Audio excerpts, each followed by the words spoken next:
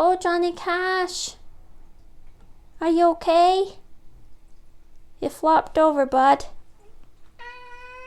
Yeah, you need some pie?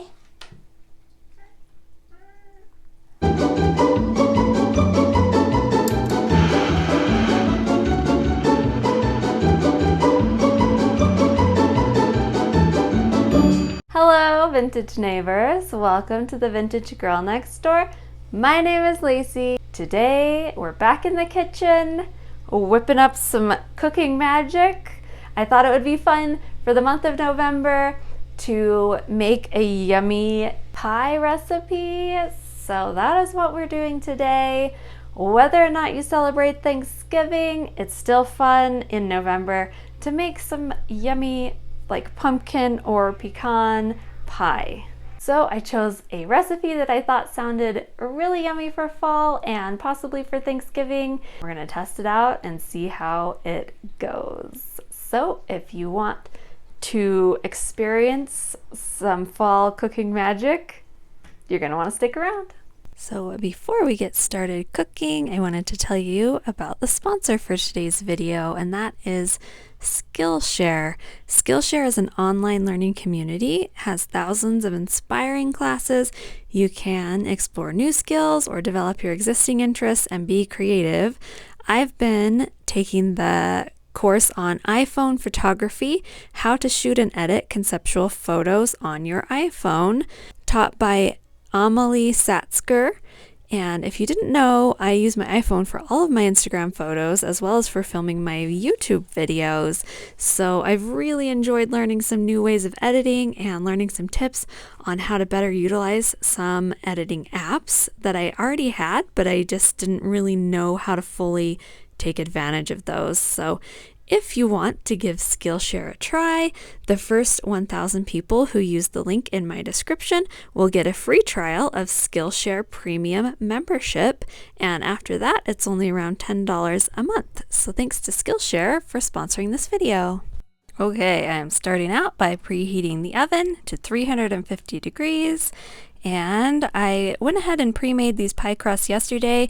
I found a new recipe and I love it. You guys, this is the best my pie crusts have ever turned out, and I will leave it for you in the description. So here we go with the filling. We're going with 2 cups of canned pumpkin. And I'm using my Sunbeam 1960s mixer. Gonna add the pumpkin right in there, and then 2/3 cup firmly packed brown sugar. So I'm just like scooping it and then packing it with my hand on the bag.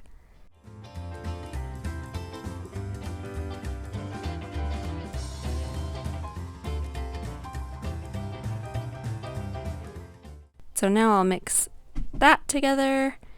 And then in a little bowl, I'm going to combine the spices. And I just went ahead and scraped the sides and then gave it another little spin.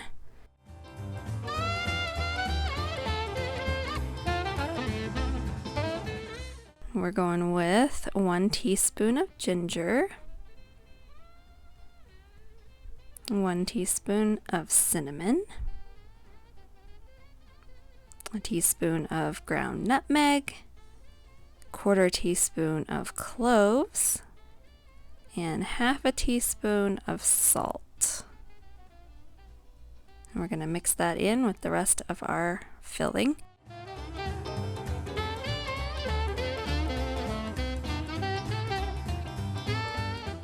I'm just going to let that get nice and blended. Scrape the sides again and give it one more spin.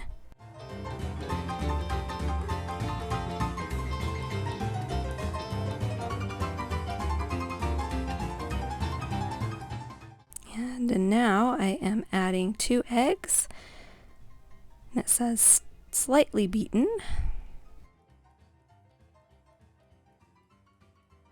Add those in. And give it a little mix.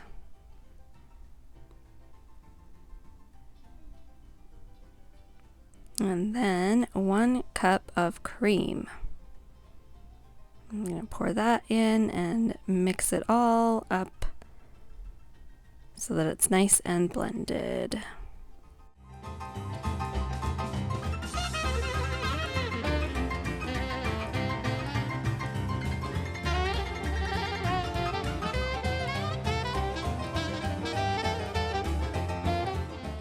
And now it's time to pour it into our pastry shell. And I was a little concerned that there was too much filling, like, I don't know, it's questionable. It kind of got real full and I was a little worried about that. And now we're gonna bake that in the oven for a total of 50 minutes, but 40, and then we're gonna put the topping on. So putting it in 350 degrees. And while that is cooking, we're going to make the crunchy coated pecans. So I am melting 4 tablespoons of butter. And then I am putting in a 1.5 cups of pecan halves.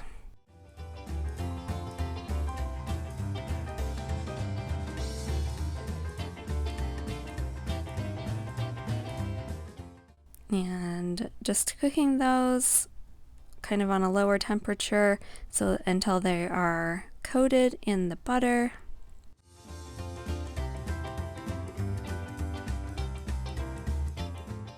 And then in a medium-sized bowl, we are putting 4 tablespoons of brown sugar.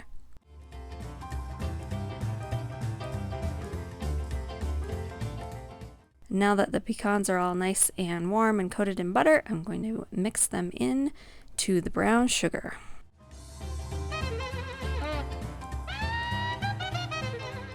And then just stir those up and just make sure that they're all nice and coated in the brown sugar.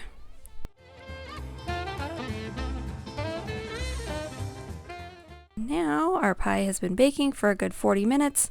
I am taking it out and I'm going to top it with the sugar and pecans.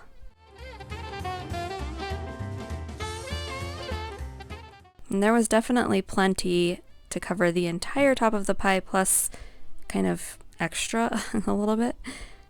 And I decided to cover the crust now with some tin foil because I didn't want it to burn. It had been already pre-baked and then baking for 40 minutes, and then it still had to go in for longer. So covered it in foil so that hopefully it wouldn't burn too badly. And now I went ahead and baked it another 10 minutes. It smells so good, and I'm doing the knife test. It's supposed to come out clean. It did not. So the pie is going back in, and I ended up cooking it for another like good 15 minutes before I pulled it out. This is how it looks. You can see it's nice and set up, and the crust didn't get too crispy, which is good.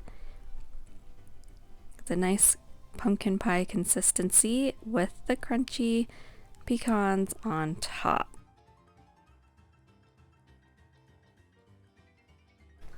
Okay, folks, our pie is ready. It's still warm. I did let it cool for a little while, so I am ready to cut a slice and test it out. It smells so good, by the way. I wish you could smell it. My whole house smells like fall, smells like deliciousness right now. So good. I hope that it tastes as good as it looks and as good as it smells. Okay, let's cut a slice. Let's see how this pie tastes.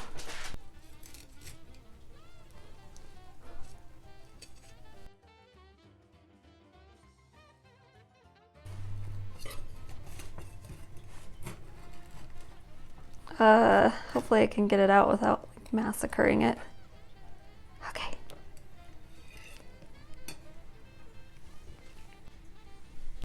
It looks yummy. It looks pretty good. It came out of the pan pretty good, I think. I was worried that it wasn't gonna cook all the way through, honestly, because it seemed like really thick, like maybe there was too much filling, but I think it's okay. It smells like heaven, like Christmas, fall, heaven. That's all I know. Let's taste it.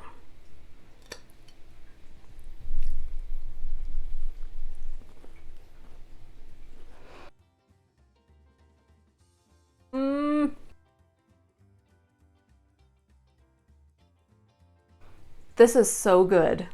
This is a winner, you guys. Oh my, this is delicious.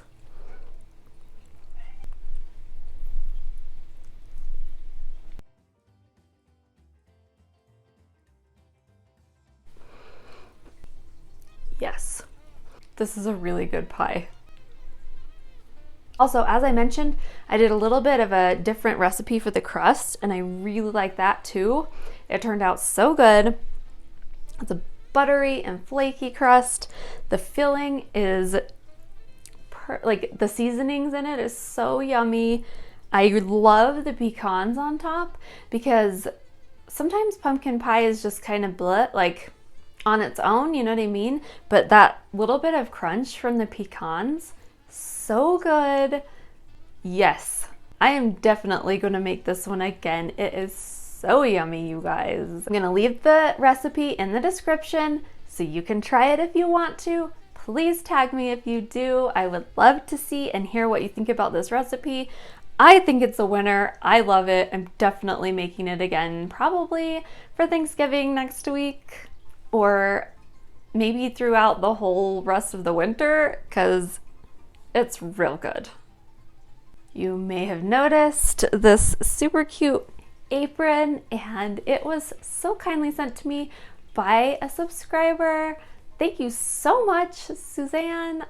I love it. It is so cute, and the fabric is beautiful. It's gonna get a lot of use from me. I just want to say thank you so much to those of you who have taken time and effort to send me things in my P.O. box. I know I don't always get a chance to write back or to say thank you, but thank you. It means the world to me that you would take the time to send me these little treasures, and I so appreciate them, and I will treasure them always. So thank you. Even if it's just a handwritten card, it makes my day every time, so thank you so much. Thanks again to Skillshare for sponsoring this video. Don't forget, if you use my link in the description, the first 1,000 people will get a free trial of Skillshare Premium membership, and then after that, it's just about $10 a month. So you're gonna wanna use that link and check it out. Thanks so much for watching, and thanks for being here. And if you like vintage recipe videos, don't forget to give this one a thumbs up. It really does help me out, and I appreciate each and every one of you for being here. If you are new and you have not subscribed already, please do so. We would love to have you stick around our vintage neighborhood for more of our vintage fun.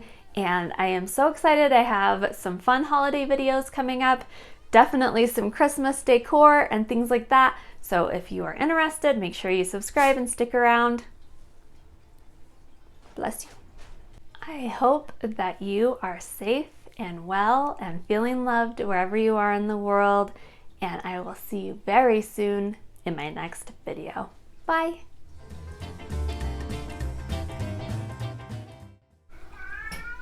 Hey! Johnny Cash, stop yelling!